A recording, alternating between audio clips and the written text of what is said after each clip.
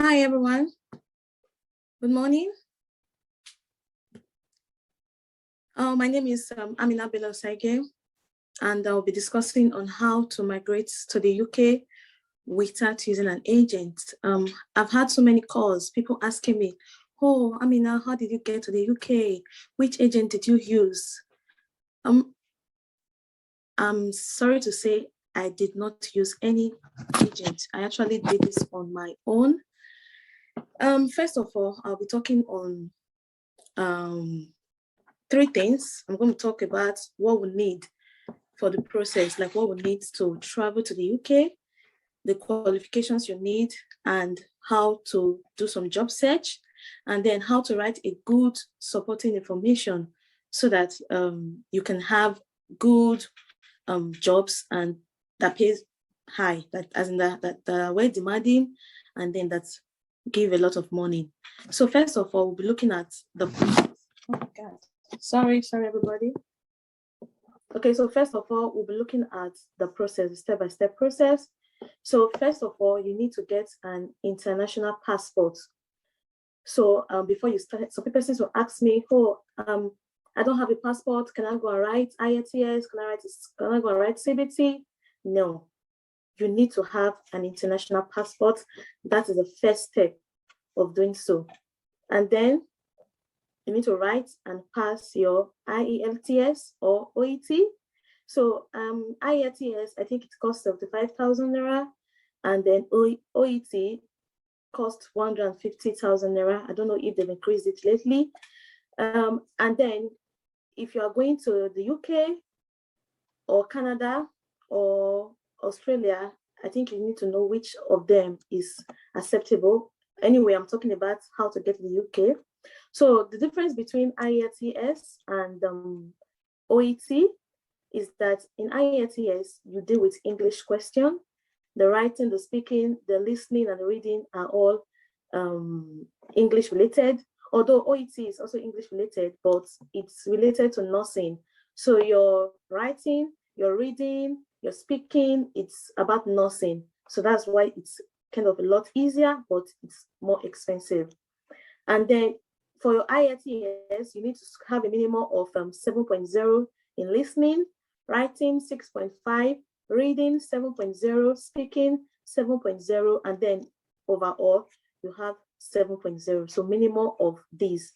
Some persons will tell me, oh, I'm so sorry, I got a 6.5 in listening, or I had a 6.5 in writing.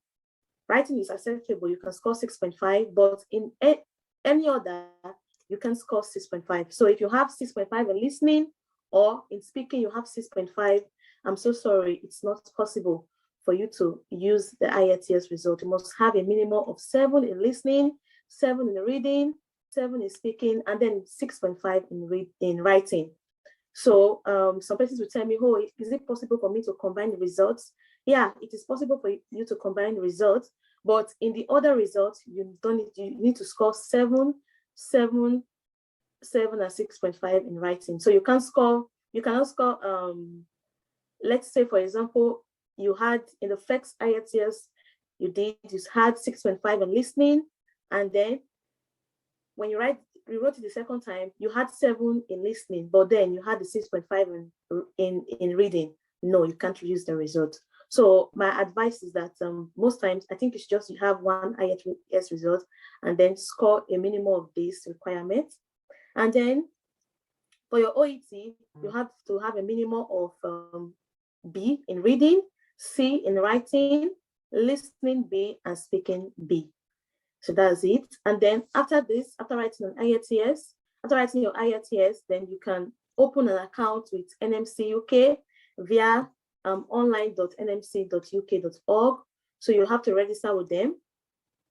Yep. Then you pay £140. Before, you can pay this £140 directly through your MasterCard, especially using GTB. But now it doesn't work. So you have to look for someone that have a UK account or that is living in the UK to help you pay for the £140. And then when you pay for the £140, then your registration will be monitored. And then you have to pay 17,500 to remitter to Abuja, so to Nursing and Midwifery Council in Abuja. And then they will ask for this requirement, a notification or a certificate of nursing, their license, the front and back, and then the letter requesting for verification and good standing. And then you have to upload some certificate, like birth certificates also. So many persons get confused about this payment of 17,500. Some persons will just pay the £114 and then they just waiting to be verified. No, Nigeria is somehow. So you have to call someone in Nigeria. So you have to call someone working in Abuja, in Nursing and Midwifery Council, telling them that you want to do your verification, and then the process will begin. So some persons will just wait, thinking NMC UK will send a message to NMC Nigeria, but sometimes they will just be there. They have a backlog of people they need to attend to, so it may just be there. So you have to call someone directly in their office to tell them that you're requesting that you want to be verified. So sometimes they will ask extra money. I think you can pay the extra money if you want it very fast. So 17,500 to the remitter, and then you have to most of the times you have to go to Abuja to do this yourself. But if you have somebody to call, just call the person and then give the person your notification, your license, the letter requesting for your verification and good standing, and then your birth certificates. And then you have to wait to be verified. So you'll be given an authorization to test via email through piercing, and then when you have that is when you'll be able to book your CBT. So when you book your CBT, it's £83. I don't know if it's been increased, and you have to buy a voucher. And to buy a voucher, you go to www.mindhub.co.uk. You should get the voucher code within 24 to 48 hours, and then just impute your CBT booking on the piercing website. And then when you're done booking the CBT, you fill the final form by the NMC UK, which includes your name of your medical regulator. You have to get a police clearance, your notification, and your IELTS result or OET. So at this stage, you should have passed your CBT, and you should have passed your IELTS, and then you pay another fee, a final fee of £153 to NMC UK. I told you guys before, you could pay this with a MasterCard, especially GTB, but no, it's no longer allowed. You have to look for someone that has a UK account or someone that lives in the UK that will help you pay for this. And then when you're done with that, you are good to go. So you can now start doing your job search through, I'll give you some websites you could use. So the most common websites you could use is Track Jobs. So it's spelled TRACJOBS. So www.trackjobs.com. You could use that. I think that's the one I use to come to the UK. The job I'm with, the person I'm with, or the organization I'm with currently, it's through Track Jobs. I got that. Then you could also use Indeed.co.uk, and then you can also just type www.carehome.co.uk, and then NHS jobs. You could also get some jobs there. And then when you're done with that, you have to give, if you have an interview, you have to give them your IELTS results, your CBT results, and so on. And then they will start the process for you, and you can come to the UK.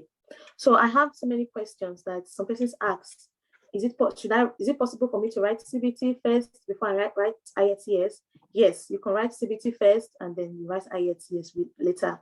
So this process take a while. It can take like 3 months. So during those 3 months, before you pay your £140, pay for remitter, that's the 17,500. So 17,500 takes longer time these days. if you pay for fast tracking, it might take a shorter time, but because of the backlog during COVID-19, it takes a while. So you can write your IELTS with that. So many persons, after writing their CBT and then before getting their IELTS result, start applying for jobs. Yes, you can do that. After writing your IELTS, before writing your CBT, you can start applying for jobs, or you can write your CBT first and then later write your IELTS. So in the meantime, before writing your IELTS or waiting for your IELTS result or waiting for this result, you can actually start applying through track jobs.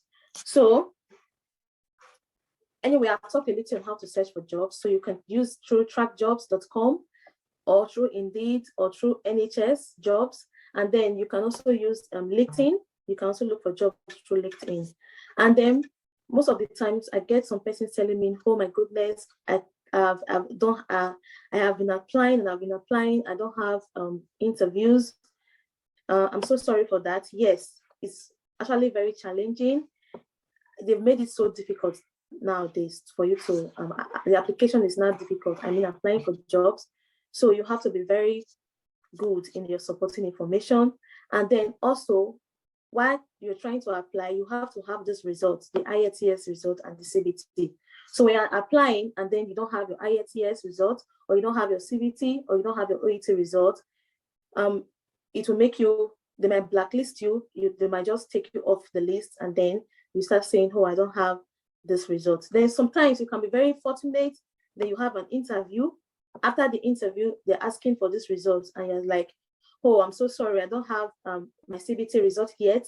Or, oh, I'm so sorry, I have my CBT result, I don't have my IELTS result. And then they're like, oh, we'll get back to you. So this can make you, make your process like take longer because you don't have this result. So my advice is that you could get your IELTS and your CBT first before you start.